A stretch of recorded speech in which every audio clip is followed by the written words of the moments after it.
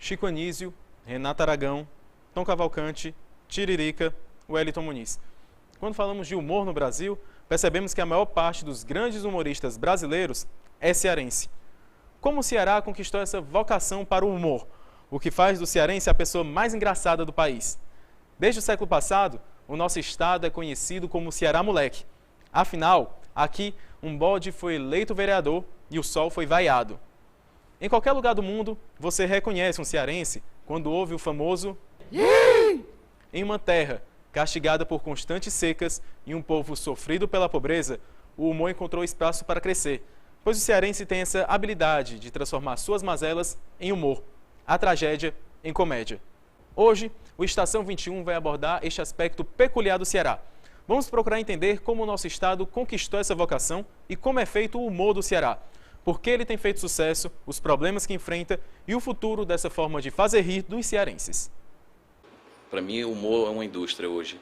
Tem muita gente se especializando, tem muita gente criando, inovando, tratando o humor com seriedade, né? E isso está começando a ser reconhecido e é importante, né? É referência nacional.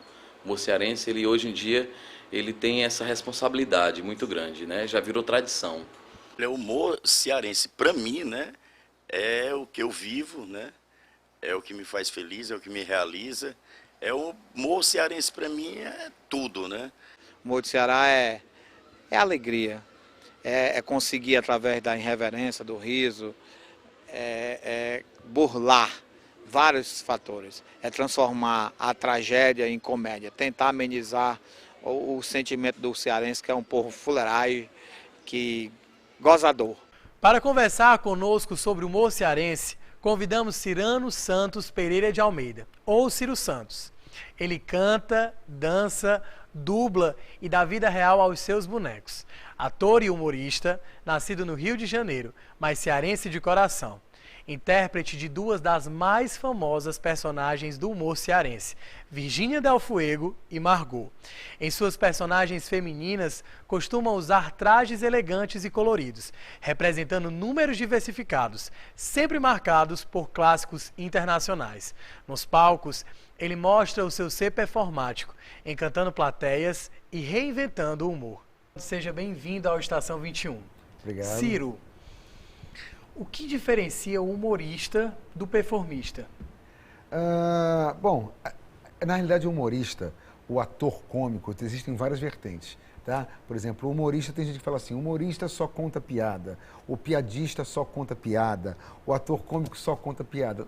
Então, na realidade, tem essa diferença sim. Por exemplo, você pode fazer uma performance, existem números que eu faço dentro do meu trabalho, como a transformação do Ciro em personagem, que eu faço um número chamado camarim, que eu faço em cena, me maquiando, mostrando como a personagem é criada, isso é uma performance, tá? Aí não tem nada a ver com humor. Então essa é a diferença. A performance é apenas você mostrar uma forma do seu trabalho, ou numa dança, ou num número com boneco, que eu faço muito dentro do meu trabalho também, e sem contar piada. Essa é a diferença. Ele é um performático. Ele foi incluso no hall dos humoristas. Isso aqui não tira um mérito, tem muito mérito. Ali a performance dele é coisa de sul-sudeste do país. Ele é muito bom no que ele faz, né? A performance dele. Mas para mim ele é mais performático. E por que é que ele sobrevive? É isso que eu digo. Porque o cara é bom. Porque tem uma boa produção, porque sabe investir.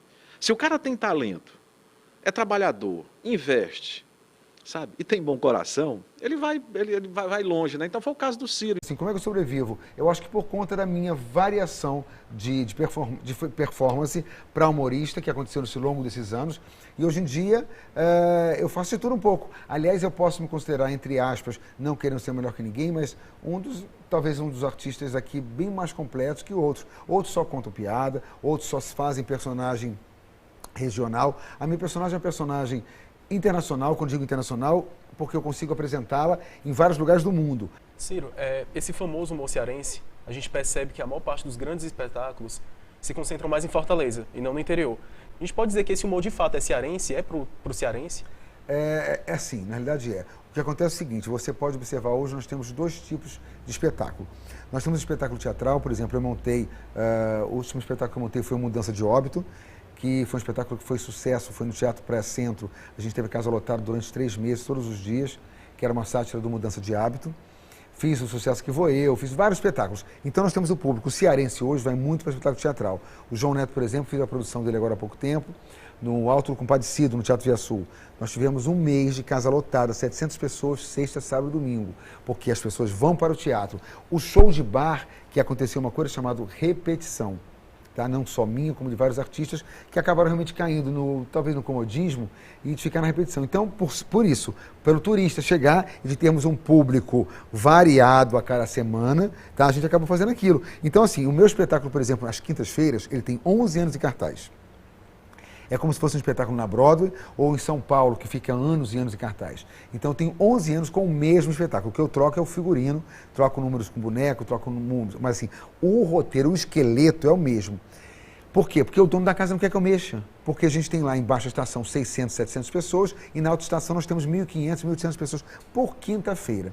Então ele diz assim, não mexa, não quero mexer, porque as pessoas viajam e dizem assim, eu vi o Ciro Santos lá no Chico do Caranguejo, então vai lá, tem isso, isso, assim. Se a pessoa chega e não vê fazendo aquilo, entendeu? Aí tem um problema. Então a gente mantém. Mesmo assim, ainda tem muito cearense que vai levar a família, levar os amigos que chegam de fora. Faz parte dessa molecagem cearense extremamente irreverente, como poucos o são nesse país, esse tom mais apelativo, mas não é bacana não. Eu, particularmente, prefiro um humor de mais inteligência. Eu não gosto de pensar de que esses caras, né, eles, vamos dizer assim, são pornográficos, são imorais, evidentemente, né, se evoca representações sobre certas categorias sociais, como a empregada doméstica, né, o imigrante, o sertanejo que fala errado, né.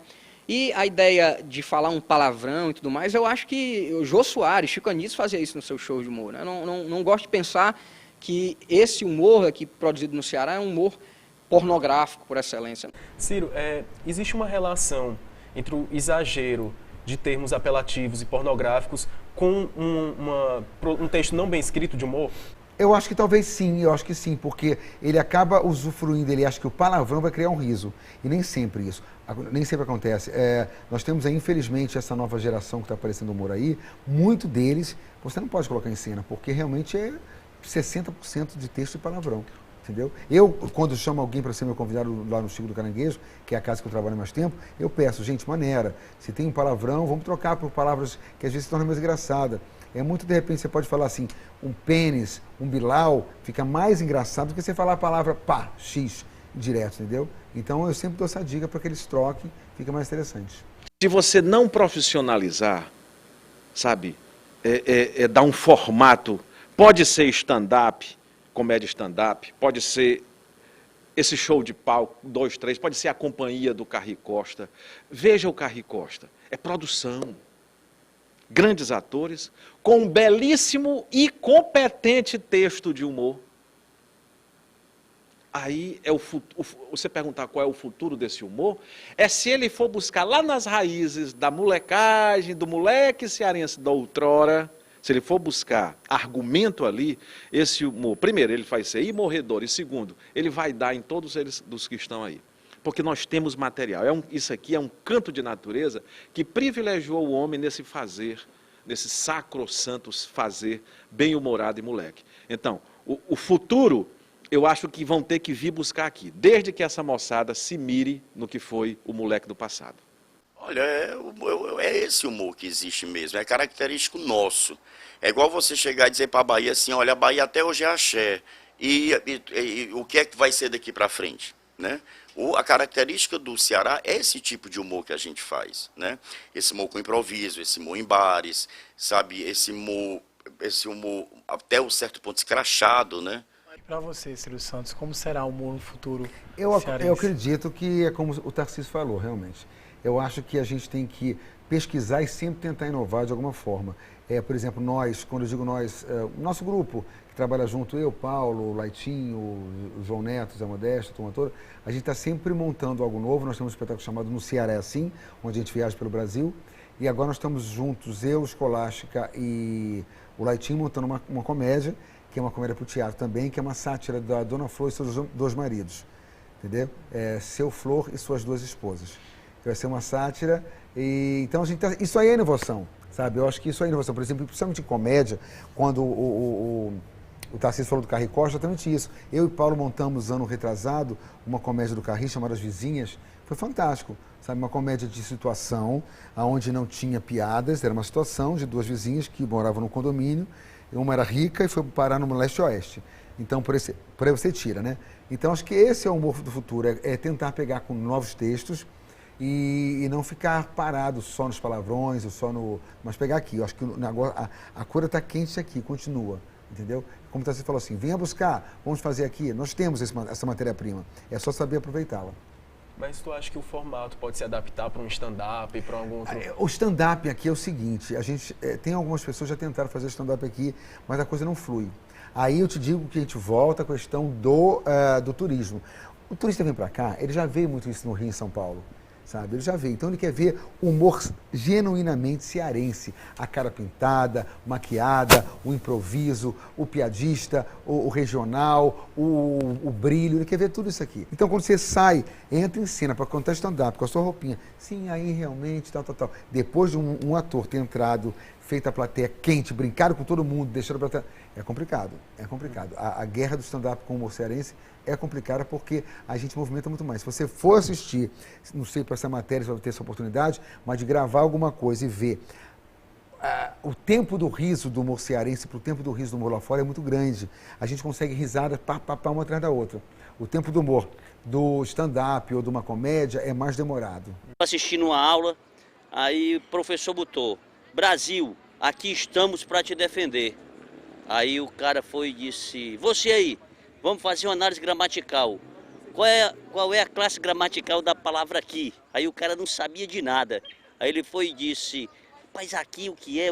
E ficou, o cara lá de trás gritou: advérbio. Aí ele foi entender o verbo, né? Disse: professor, aqui é verbo. Aí o professor disse: rapaz, aqui é verbo. Depois me conjugue o presente do indicativo do verbo aqui. Ele foi: disse: eu aqui, tu ali, ele acolá. Nós no meio, vós na frente, eles atrás. Aí tirou 10 pela presença de espírito, 0 em português, deu média 5, passou. Tchau. Ciro, assim, a pergunta que a gente tem para fazer é, na tua opinião, o cearense, ele é uma pessoa engraçada de fato, ou o fato de existir muito humorista aqui é só uma coincidência? Não, acho que não. Acho que o cearense é engraçado, entendeu? Porque há 20 anos atrás não tinha, você não ouvia falar de tantos humoristas. Você falava Renato Aragão, Chico Anísio, mas a Cora foi crescendo muito. Hoje nós temos trabalhando aí em cena, tipo, sei lá, 25, 30 pessoas. Fora os que não trabalham muito, mas deve chegar a 80 pelo sindicato. Mas o cearense é engraçado, é isso, é nato. A pessoa vai e faz uma graça. É moleque, o cearense é moleque. Eu acho que está aí a graça, por isso que o Ceará se tornou, capital do riso, Ceará, por conta disso. O tabu era das pessoas, 2 homens vestidos de mulher, né, num bar, onde não existia só música ao vivo, e olhe lá, né? E tudo, e chegar 2 caras vestidos de mulher, a primeira vez que você vê aquilo, você já imagina, né? Assim, 2 viados no palco, vamos ser logo bem claro, né? Essa questão de ter o cuidado de ser a personagem e ser a pessoa. A gente quer saber se você sofreu algum tipo de preconceito na sua carreira. Eu acho que não, o preconceito maior que eu sofri foi da própria família, do meu pai. No começo, meu pai, quando viu que eu estava fazendo espetáculo com a personagem feminina, ele teve realmente sentiu uma repulsa dele e a gente ficou meio brigado, tal. Isso passou, tipo, sei lá, 6 meses, 7 meses. Mas quando eu comecei a trabalhar em grandes espetáculos e fui direcionado para receber um prêmio muito grande, chamado Oscar Brasileiro, por conta de um trabalho que eu faço com bonecos, ele começou a ver que não era brincadeira, né? Que eu estava fazendo a coisa séria e tal. Então isso aí passou bacana. Para mim, o grande nome do humor cearense, se a gente for observar, por exemplo, se você ler o testemunho de Plautus Cunha, que dele é filho, um livro do Renato Soldon, sabe, falando sobre os personagens folclóricos do humor cearense. Se você for buscar em quaisquer literaturas, você vai encontrar o nome de Quintino Cunha, José Quintino Cunha, como o maior nome, a figura mais emblemática do humor do Ceará. O mito no humor se chama Chico Anísio. Isso aí fora é mestre. E eu acho que de todos, eu acho que isso é unânime, não tem um que diga não. Mestre do humor brasileiro, acho que até do mundo, se chama Chico Anísio. Ciro, a gente queria saber agora, na sua opinião, quem é o marco, quem é o ícone do humor cearense? Eu concordo com o Paulo. A questão do Quintino, eu não peguei muito. O trabalho de pesquisa que o Tarcísio faz, né? Mas assim, eu acho que realmente o mestre dos mestres, principalmente pra gente que trabalha com personagens, que tem mais de um personagem, que faz maquiagem, eu esperei muita coisa no Chico também. Assim, eu tinha a personagem Virgínia, que era muito bonita, e eu quis fazer a personagem mais feia. Mas feia assim, não feia por dentro, que ela fosse humilde, bacana, mas que tivesse uma cara engraçada. Eu criei a Margot, que é dentuça, óculos fundo de garrafa, mas tudo isso pelo Chico. Para mim, o Chico é o cara. Vamos ver agora a opinião de outros humoristas sobre o trabalho dele. Ciro Santos é uma das pessoas mais generosas que eu já conheci e uma das pessoas mais talentosas também, mais completas, eu diria. Que além de humorista, ele é um grande ator, né? Eu digo que ele é, a gente brinca, diz que ele é 1001 utilidades, porque Ciro, ele canta, ele dança, ele interpreta, ele faz rir, ele improvisa muito. O Ciro Santos também é produtor, né? Ele faz parte da A3, H3, ele, Laitinho e Ana Carla Fernandes. E eu acho assim que o Ciro ele tem crescido muito, né, nesses últimos anos. E eu acho que é fruto de um trabalho muito bem feito. O Ciro, o que eu vejo no Ciro é que além de uma grande performance, né, eu não digo nem o Ciro humor, eu acho o Ciro muito performático, né. Eu acho que o Ciro tem uma capacidade muito grande de produzir também. O Ciro ele é muito certinho, muito correto, muito responsável, sabe assim, e para produtor isso é muito bom. O Ciro Santos é um trabalho muito bacaninha. Ciro Santos é maravilhoso, ele conseguiu fazer da transformação, dessa coisa que eu sempre digo, do glamour, com glamour, ele conseguiu, de uma forma performática, esses shows e transformar isso, fazer graça, fazer riso, numa coisa até então inusitada para o Ceará. Mesmo sem piada, ele consegue arrancar risadas e gargalhadas. Ciro, agora entrando na história da vida profissional, sua primeira apresentação de impacto foi no espetáculo Vídeo. Conta pra gente um pouco dessa sua experiência. Cara, foi assim, eu fui dirigido por Berta Loran, né? Então pra mim era muito interessante, falei, meu Deus do céu, eu não acredito. Porque me pegaram fazendo uma performance numa casa noturna, eu tinha um número com bonecos, e a Berta estava nesse dia lá, ela falou assim, e esse rapaz? Eu quero conversar com esse rapaz. Aí me mandou me chamar, e eu fui fazer uns testes. E o teste englobava dança, canto e a performance. E eu passei no teste, fiquei 6 meses em cartaz. Naquela época, o teatro no Rio de Janeiro era assim, lotado, todos os espetáculos. E não se trabalhava só de sexta a domingo, era de terça a domingo. A gente tinha espetáculo de terça a domingo, sábado 2 sessões, domingo 2 sessões. Então, por isso, você imagina, né? Tanto que eu saí de lá desse espetáculo, fui direto para o teatro com Colé também, que eu fui para um teatro revista, no teatro que é da Ângela Leal, Teatro Rival. E fiquei mais 6 meses no outro espetáculo, saí de um, fui direto. Quer dizer, eu me profissionalizei de uma hora para outra, assim, sabe? Sem ter nem carteira. Eu tive depois no sindicato e eles me deram, pelo meu tempo de trabalho, que eu fui sindicalizado. O espetáculo que você falou foi Eu Vou na Banguela dela, né? Exatamente. Você podia também contar um pouco sobre foi maravilhoso, porque assim, foi o último espetáculo de teatro revista no Rio de Janeiro, um espetáculo onde tinham 25 pessoas em cena. Cenário entrava, cenário descia, cenário subia, e muito dinâmico, música, humor, esquete aqui, esquete ali, então era muito bacana, mas o meu maior impacto aí, que não sei se vocês têm na ficha de vocês, foi quando eu fui chamado pelo Renato Aragão fazer Criança Esperança, que foi em 2011, 2003, parece. Eu fui gravar Os Trapalhões, Paulo gravou Os Trapalhões com a Raimundinho, eu gravei com a Virgínia com meu número com bonecos, e Renato viu meu número e ficou enlouquecido, porque eu fazia Noviça Rebelde, manipulando 5 bonecos ao mesmo tempo. Ele perguntou, você quer participar do Criança Esperança? Eu falei, claro que quero. Então ali sim foi um grande impacto. Então, tantos globais, tantos cantores, tanta gente conhecida, eu era o único desconhecido e a Renata presente. E agora um cearense assim, que vai aparecer na televisão semana que vem. Tanto que ele jogou meu programa na semana seguinte do Criança Esperança, para me tirar a maquiagem e mostrar quem era o Ciro. Aí foi um grande impacto na minha vida. Ciro, tua carreira começou no Rio de Janeiro, né? Como é que surgiu essa opção de vir para o Ceará? Por que tu optou morar aqui no Ceará? Por conta de convite do Paulo. Paulo me conhecia do Rio também, nós éramos amigos no Rio. Paulo morava no Rio de Janeiro e eu já fazia espetáculo antes do Paulo. E ele ia sempre ao teatro, ver a gente, ver a turma, ficou amigo do pessoal. Tanto que eu chamei, Paulo, vamos montar um espetáculo junto, que Paulo sempre foi muito engraçado. Ele não tinha Raimundinho ainda. Aí ele, vamos embora montar, montamos um espetáculo, criamos, ficamos amigos. Ele voltou para cá, começou a trabalhar em bares, me chamou, Ciro, vem tirar umas férias aqui e tal. Ciro, você é intérprete de duas das mais famosas personagens do humor cearense, que é a Virgínia Del Fuego e a Margot. Conte um pouco do processo criativo dessas duas personagens.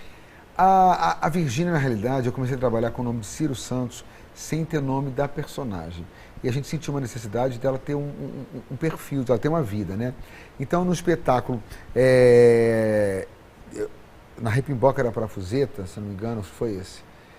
Foi criado pelo autor... Na Ripimboca? Na Ripimboca era Parafuseta, que eu fazia eu, Paulo e 4 bailarinos. Foi criado pelo autor o nome da personagem. E a gente juntou a Virgínia Lane com a Luz do Fuego, que eram duas grandes verdades de teatro, para criar o nome da minha personagem. E aí pegou, ficou. E a Margot foi a minha necessidade, que eu tinha dito quando eu montei o espetáculo Titia Te Ama Amor, comemorando meus 10 anos aqui no Ceará, eu criei uma personagem bem diferente da Virgínia. Então eu criei a Margot, onde ela tem dentuça e tal. Então essa foi a criação da Margot, foi a necessidade de ter uma personagem não bonita. Uma personagem com características diferentes da personagem bonita. E aí deu super certo, porque ela é muito engraçada. Ela já em cena já é simpática. E como surgiu o jargão Titia Te Ama, que é conhecidíssimo aqui na nossa cidade? Titia Te Ama, amor. Titia Te Ama foi uma brincadeira em cena. Eu estava brincando com uma pessoa em cena e eu caí com essa pessoa. Quando eu caí, eu peguei, botei assim no meu colo e falei assim, Titia Te Ama, amor. O pessoal riu. Aí eu falei a segunda vez, Titia Te Ama, amor. O pessoal riu. Eu falei, pronto, achei o bordão. Achei o jargão do personagem, vai ser esse mesmo. E comecei a usar, pronto, aí de lá pra cá. E depois desse meu espetáculo, que aí você deve se lembrar, nessa época, tinha muita chamada na Globo, muita chamada mesmo. Muita. E ficava, Ciro Santos comemorando 10 anos no espetáculo, Titia Te Ama, amor. Cara, isso aí foi uma loucura. Tem gente que não sabe meu nome, por exemplo, às vezes parou num posto de gasolina, alguma coisa, e fala, olha aí quem é o Titia Te Ama. Não sabe o nome, mas lembra do bordão. É muito engraçado isso. Certo. O Ciro eu conheci há 20 anos atrás, 23 anos atrás. Na Churrascaria Avenida, ele e o Paulo Diógenes, eles andavam, eram bem novinhos, os caras eram bem novinhos. Eles faziam um show na Churrascaria Avenida chamado Caviar com Rapadura. E eu tinha recém saído de um festival do Pirata Bar. E eu lembro que à tarde, 5 horas da tarde, eu fui para a Churrascaria Avenida e pedi por 2. Eu sou lá do Festival do Pirata, já ouvi falar de você. Aí eu queria um espaço para abrir seus shows. E aí eu comecei a abrir os shows Caviar com Rapadura. E foi aí que começou a nossa amizade e até hoje nós dividimos o palco, somos bons parceiros. Eu acho que foi num dos programas da TV Diário, assim, sabe? Assim, eu já acompanhava, já ia como fã mesmo, assim, de assistir aos shows de humor do Ciro. E eu acho que foi um espetáculo que eu fui dele, que eu achei maravilhoso, como tantos outros que ele já fez, mas esse espetáculo me chamou muita atenção. E eu fui conversar com ele pessoalmente e daí ele já me convidou para gravar um episódio das Furonas, um episódio na rua. E foi muito bacana, porque a gente se divertiu muito. Eu percebi o quanto ele é moleque, porque o Ciro é muito brincalhão, ele brinca o tempo inteiro, me deixou super à vontade. E eu acho que foi muito bacana esse primeiro encontro, a primeira impressão que fica, né? Então essa primeira impressão que a gente gravou, o episódio do tênis, lá no Ideal Clube, Virgínia Del Fuego e Madame Mastrogilda, para mim foi inesquecível. Ciro, a gente percebeu aí tanto no depoimento do Lailtinho como no Ded Lima que tu costuma ajudar os colegas, os humoristas. A gente queria que tu comentasse aí, falasse sobre tua relação com os demais colegas. É uma coisa minha mesmo, assim, isso não é só no profissional, mas no dia a dia, com os amigos, com tudo. Eu acho que, assim, uma das minhas missões talvez seja essa, de ajudar. Eu tenho sempre isso comigo, né? E eu procuro, então, assim, isso é uma coisa natural, não faço por obrigação e sempre me dá um retorno muito bacana. Hein? Ciro, você faz números de dublagens e de manipulação de bonecos. Que técnicas você utiliza para isso? Por exemplo, do boneco, eu trabalho só com um tipo de boneco. Eu não trabalho com mamulengo, eu trabalho com um boneco que a gente chama de boneco de manipulação, que a minha mão direita fica na boca e na cabeça e a mão esquerda fica na vara, onde dá o movimento do olhinho, da mão, fazendo carinho e tal. E agora tem boneco mais moderno já, que já tem o olho já pisca. Que aí eu tenho aqui Esse último eu tenho está bem moderno, ele já é carregado, já com pilha recarregável. Você dá um toquezinho, o olhinho fecha, dá um toquezinho, o olhinho abre. É bem bacana. Então eu fui também modernizando meus bonecos. Então eu uso essa técnica. Para a dublagem sair perfeita, eu uso a técnica de espelho, onde a gente escreve toda a letra da música e depois vai no espelho, dublando, e o que você ouve, você fala e você anota. O que você ouve, você fala e você anota. Porque se você for dublar, às vezes, com a letra correta no inglês ou no francês, você não consegue uma boa dublagem, porque muita coisa é cultural. Então você tem que observar o que o artista, o que você ouve para passar para a plateia esse movimento. Foi exatamente pronto. Quando o Ciro, né, veio do Rio, que ele fazia sempre aquela mulher bonita, aquela mulher glamurosa, e aí eu fazia uma mulher feia, né?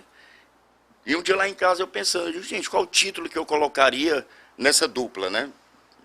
Aí eu pensei, pronto, Caviar com Rapadura, né?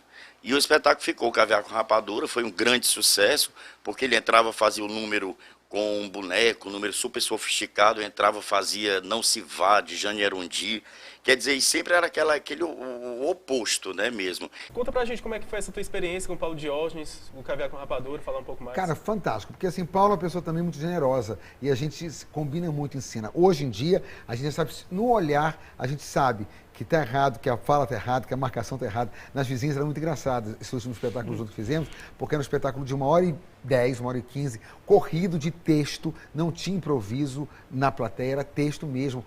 A gente trocava de roupa 5 ou 6 vezes cada um em segundos. Eu tinha a troca minha em 2 segundos, 3 segundos. Eu saía de uma porta e entrava pela outra com outra roupa. Era uma coisa louca. Ciro, a nossa produção esteve na tua casa e a gente captou muitas imagens de palhaços. A gente queria saber qual é essa tua relação com os palhaços, qual a relação do palhaço com o tipo de trabalho que tu faz. Cara, porque assim, na realidade, eu sou um palhaço, né? A gente tinha palhaço.